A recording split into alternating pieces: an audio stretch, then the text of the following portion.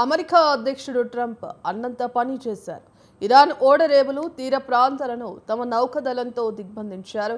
ఆ దేశానికి నౌకల రాకపోకలను అడ్డుకునే ప్రక్రియను నిన్ననే మొదలుపెట్టారు. దీంతో 15 రోజుల కాల్పుల విరమణ ఒప్పందం భవితవ్యంపై నీలినీడలు కమ్ముకున్నాయి. అంతర్జాతీయ విపణిలో ఇప్పటికే బగ్గుమంటున్న చమురు ధరలు మరింత పెరిగే ముప్పు పెరిగింది. అమెరికా చర్యపై తీవ్ర ఆగ్రహంతో రగిలిపోతున్న ఇరాన్ ధీటుగా వదిలిచ్చేందుకు సిద్ధమవుతోంది. తమ రేవుల దిగ్బంధనానికి ప్రతిగా పర్షియన్ గల్ఫ్ ఆఫ్ ఒమన్ల చుట్టూ ఉన్న పోర్టులన్నింటినీ రాకపోకలకి అడ్డుకుంటామని హెచ్చరించింది. పశ్చిమాసియాలో ఏ ఓడరేవు సురక్షితం కాదంటూ తీవ్ర వ్యాఖ్య చేసింది.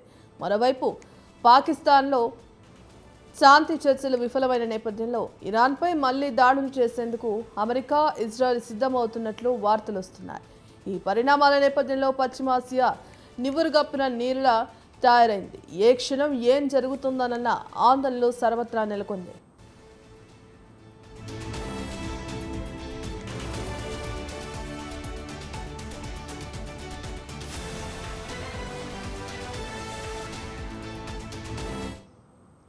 పాక్లో శాంతి చర్చలు విఫలమవడంతో ఇరాన్ ఓడరేవులు తీర ప్రాంతాలను దిగ్బంధించాలని తమ నౌకదళాన్ని ట్రంప్ ఆదేశించారు.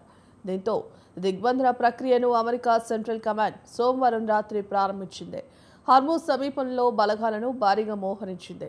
ఇరాన్కు వచ్చే ఆ దేశాన్ని వీడే నౌకలన్నింటినీ అడ్డుకుంటామని సెంట్రల్ కమాండ్ ప్రకటించింది. పర్షియన్ గల్ఫ్ ఆఫ్ ఒమన్లోని ఇరాన్ ఓడరేవులకు రాకపోకలు సాగనివ్వబోమని స్పష్టం చేసింది. ఇరానేతర దేశాల పోర్టులకు వెళ్లే నౌకల ప్రయాణానికి మాత్రం హార్మూజ్ వద్ద అడ్డు తొలగబోమని తెలిపింది. హార్మూజ్లో రాకపోకలను పూర్తిగా నిరోధిస్తామంటూ ట్రంప్ తొలుత ప్రకటించారు. దిగ్బంధన ప్రక్రియ కోసం ఇరాన్ పోర్టులు, తీర ప్రాంతాల చుట్టూ 15కు పైగా యుద్ధ నౌకలను అమెరికా మోహరించింది. ఇందులో యుఎస్ఎస్ ట్రిపోలి కూడా ఉంది. ఈ యుద్ధ నౌకపై F-35B లైటనింగ్ 2 స్టైల్ ఫైటర్లు, MV-22 ఆస్ప్రేస్ హెలికాప్టర్ల వంటివి అందుబాటులో ఉంటాయి.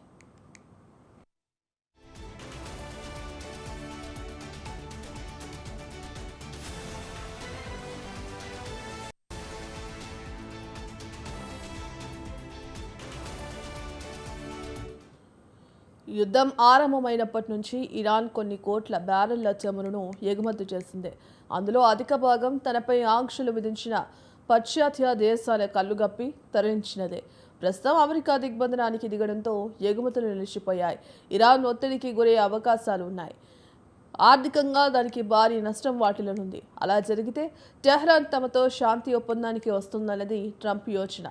అయితే ఈ దిగ్బంధనంతో అంతర్జాతీయంగానూ చమురు ధరలు మరింత పెరిగే ముప్పు ఉంది. దీనివల్ల ట్రంప్ పైన ఒత్తిడి పెరగవచ్చు. బ్రెంట్ క్రూడ్ ఆయిల్ ధర సోమవారం ఒక్కరోజే 7% పెరిగింది. ఇరాన్ బలగాలు దాడులకు దిగితే దిగ్బంధనాన్ని కొనసాగించడం అమెరికా బలగాలకు అంత సులభం కాదు.